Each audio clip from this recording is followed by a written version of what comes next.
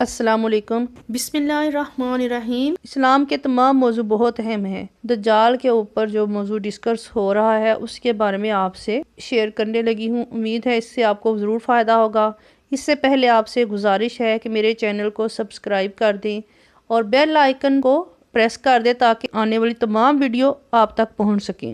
حضرت ابو ہریرہ رضی اللہ تعالیٰ عنہ سے روایت ہے کہ رسول اکرم صلی اللہ علیہ وآلہ وسلم نے ارشاد فرمایا، کیا میں تم کو دجال کے بارے میں ایسی بات نہ بتاؤں جو کسی نبی نے اپنی امت کو نہیں بتائی؟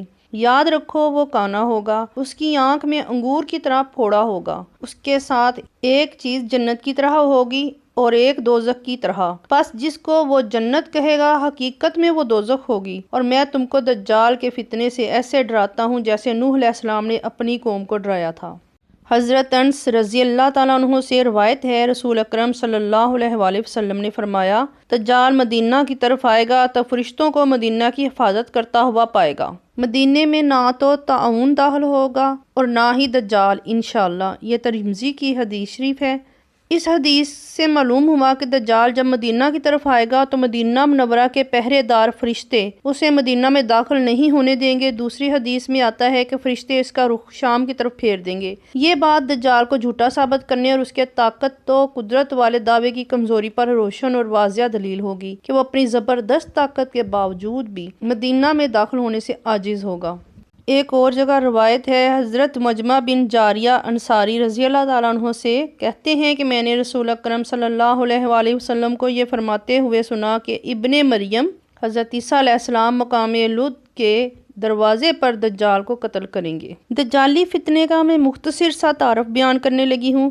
نبی کریم صلی اللہ علیہ وآلہ وسلم سے دجال کے بارے میں اتنی احادیث مروی ہیں کہ جن سے قطعی اور یقینی طور پر یہ بات معلوم ہو جاتی ہے کہ قرب قیامت میں دجال کا ظہور ہوگا اور اس کا ظہور بندگان خدا کے لیے عظیم ترین فتنہ ہوگا۔ دجال خدائی کا دعویٰ کرے گا اور خدائی ثبوت کے لیے عجیب و غریب کرشمے دکھائے گا۔ انہی کرشموں میں سے چند ایک مندرجہ ذیل ہیں۔ نمبر 1، اس کے ساتھ جنت کی طرح ایک نقلی جنت چلے گی۔ اسی طرح ایک نقلی دوزخ بھی ہوگی۔ یہ بھی ہو سکتا ہے کہ دجال کی جنت اور دوزخ اس کی جادوگری، شعبدہ بازی اور نظر کا دھوکہ ہو، اور یہ بھی ممکن ہے جس حکمت کے تحت اللہ تعالیٰ نے شیطان کو بندوں کی آزمائش کے لیے پیدا کیا ہے، اسی طرح دجال کے ساتھ والی جنت اور دوزخ کو بھی پیدا کیا ہوں۔ نمبر 2، دجال کی دجالیت اور کذابیت کی ایک واضح علامت یہ ہوگی کہ وہ ایک آنکھ سے کانا ہوگا۔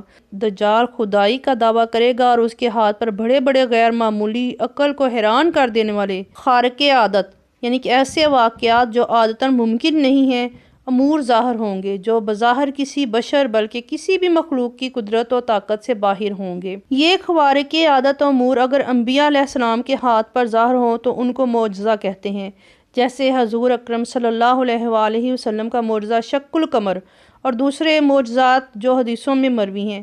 ایسے خوارق انبیاء کرام علیہم السلام کے نائبین اور مومنین صالحین کے ہاتھوں پر ظاہر ہوں تو ان کو کرامت کہا جاتا ہے، جیسے قرآن مجید میں ہے اصحاب کہف کا واقعہ بیان کیا گیا ہے، اور امت محمدیہ کے اولیاء اللہ کے ہزاروں واقعات ہیں۔ اگر اسی طرح کے خوارق یعنی خلاف عادت و عقل کسی کافر، مشرک، فاسق، فاجر، داعی ضلالت کے ہاتھ پر ظاہر ہوں تو ان کو استدراج کہا جاتا ہے۔ دجال کے ہاتھ پر ظاہر ہونے والے خوارق عادت واقعات استدراج ہی کی قبیل سے ہوں گے۔ اللہ تعالیٰ نے اس دنیا کو دارالامتحان بنایا ہے۔ ہر انسان کے اندر خیر اور شر دونوں صلاحیتیں رکھی ہیں۔ ہدایت اور دعوت الی الخیر کے لیے انبیاء اعظام بھیجے اور ان کے نائبین، صدیقین، علماء، اولیاء، مبلغین، مجاہدین قیامت تک یہ کام خدمت سمجھ کر کرتے رہیں گے۔ اسی طرح اضلال اور دعوت شر کے لیے شیطان اور جنوں اور انسانوں میں اس کے پیروکار پیدا فرمائے جو قیامت تک اپنا کام کرتے رہیں گے، یعنی برائی اور نیکی دونوں پیدا کی ہیں۔ حضرت آدم علیہ السلام کی اولاد میں حضرت محمد مصطفیٰ صلی اللہ علیہ وآلہ وسلم ہدایت اور دعوت خیر کا کمال ختم کر دیا گیا۔ اب آپ صلی اللہ علیہ وآلہ وسلم کے نائبین ہی قیامت تک ہدایت و ارشاد دعوت حق کا کام کرتے رہیں گے۔ دعوت شر اور اضلال کا کمال دجال پر ختم ہوگا، اس لیے اللہ تعالیٰ کی طرف سے عقل کو حیران کر دینے والے خوارق دیے جائیں گے جو پہلے کسی دعوت شر والے کو نہیں دیے گئے۔ یہ بندوں کا آخری امتحان ہوگا جس میں اللہ تعالیٰ بندوں پر یہ ظاہر فرمائے گا کہ انبیاء کرام اور خاص کر خاتم الانبیاء صلی اللہ علیہ وآلہ وسلم اور آپ کے نائبین کی محنت سے آج دجالی دنیا میں ایسے بندے بھی موجود ہیں جن کے ایمان و یقین میں دجالی مکر و فریب دیکھنے کے بعد بھی کمی نہیں آئی، بلکہ ان کی ایمانی کیفیت میں اور اضافہ ہوا۔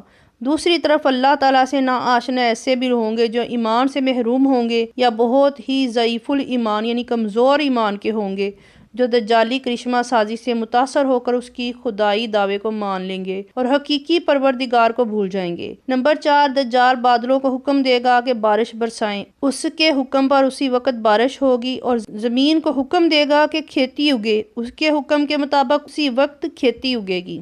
نمبر 5، دجال کے عجیب و غریب کرتب دیکھ کر دجال کو خدا ماننے والوں کے دنیاوی حالات بظاہر بہت اچھے ہو جائیں گے اور دجال کی ذریت پھیلتی پھولتی نظر آئے گی۔ اس کے برخلاف سچے ایمان والے جو اس کے خدائی دعوے کو رد کر دیں گے، بظاہر ان کی دنیاوی حالت بہت خراب ہوگی، ان کی زندگی فقر و فاقہ اور تنگ دستی کی تصویر بن جائے گی۔ دجال ایک طاقتور جوان کو قتل کر کے 2 ٹکڑے کر دے گا، پھر اس کو اپنے حکم سے زندہ کر کے دکھائے گا۔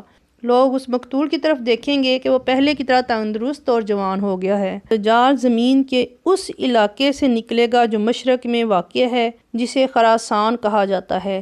خراسان سے ایران، عراق اور ماوراء النہر کا سارا علاقہ مراد ہے۔ دجال کی دونوں آنکھوں کے درمیان کاف فے رے یعنی کافر لکھا ہوگا۔ سچا مومن اس کو پڑھ لے گا اگرچہ وہ لکھنا پڑھنا نہ بھی جانتا ہو۔ کافر کو دجال کی یہ علامت نظر نہ آئے گی، یعنی اس کو ماتھے پہ کافر لکھا ہوا نظر نہیں آئے گا۔ مسلم شریف کی حدیث میں ہے کہ دجال زمین میں 40 دن رہے گا۔ پہلا دن 1 سال کے برابر ہوگا، دوسرا 1 ماہ کے اور تیسرا 1 ہفتہ کے برابر ہوگا، باقی عام دنوں کی طرح ہوں گے۔ دجال حضرت عیسیٰ علیہ السلام کے ہاتھوں مقام لد کے دروازے پر قتل کیا جائے گا۔ دجال مکہ اور مدینہ میں داخل نہیں ہو سکے گا۔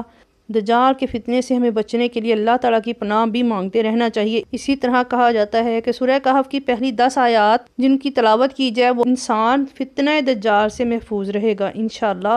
اللہ تعالیٰ ہمیں دجال کے فتنوں سے اور شیطان کے شر سے سب کو محفوظ رکھے۔ اللہ تعالیٰ اپنی رحمت سے، اپنے کرم و فضل سے ہمارے ایمان کو بھی سلامت رکھے اور ہمیں ثابت قدم رکھے، آمین۔